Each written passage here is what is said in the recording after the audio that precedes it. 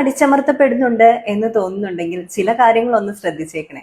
Number 1 എന്ന് പറയുന്നത് നമ്മുടെ മുന്നോട്ടുള്ള യാത്രയിൽ ഉറപ്പായും നമുക്ക് ലക്ഷ്യങ്ങൾ ആവശ്യമാണ്. ഗോൾ ഡ്രിവൺ ആയിട്ടുള്ള ഒരു ജേണിയാണ് നമുക്ക് വേണ്ടത്.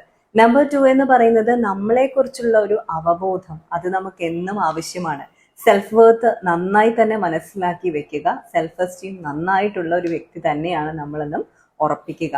മൂന്നാമത്തെ ഒരു കാര്യം എന്ന് പറയുന്നത്, ചിലപ്പോൾ ചില റിലേഷൻഷിപ്പിൽ ഇൻവോൾവ് ആകുമ്പോഴോ അല്ലെങ്കിൽ നമ്മുടെ ബിഹേവിയർ പാറ്റേണോ ഒക്കെ പഴയതിനെ ഒന്ന് പുതുക്കി പണിയേണ്ട ആവശ്യമുണ്ടെന്ന് നമുക്ക് തോന്നും. കാരണം ചില വ്യക്തികളോട് നമ്മൾ പറയും എനിക്ക് റീഅഷുറൻസ് ആവശ്യമാണ്, വാലിഡേഷൻ ആവശ്യമാണ്, അങ്ങനെയൊക്കെ നമ്മൾ പറഞ്ഞുകൊണ്ട് എന്താണ് പ്രൂവ് ചെയ്യാൻ നോക്കുന്നത്? അവരുടെ ബിഹേവിയർ കൊണ്ട് മാത്രമേ നമ്മളെ നിയന്ത്രണ വിധേയമാക്കാൻ പറ്റൂ എന്നാണ്. അതുകൊണ്ട് തന്നെ ആ ഒരു പാറ്റേൺ ഒന്ന് മാറ്റിയെടുത്തുകൊണ്ട് നമുക്ക് നമ്മുടെ ഇമോഷനെ നിയന്ത്രിക്കാൻ പറ്റും എന്ന് ഉറപ്പിക്കുക. പിന്നെ നമുക്ക് എപ്പോഴും കൂടെ വേണം എന്നുള്ള വ്യക്തികൾ നമ്മുടെ പാറ്റേണിലേക്ക് ഫിറ്റ് ആകാനല്ല, ചിലപ്പോഴൊക്കെ നമ്മുടെ ആക്ഷൻസ് നമ്മുടെ ഓർഗനൈസേഷനും വ്യക്തികളും ഒക്കെ ആയിട്ട് അലൈൻ ചെയ്യേണ്ടി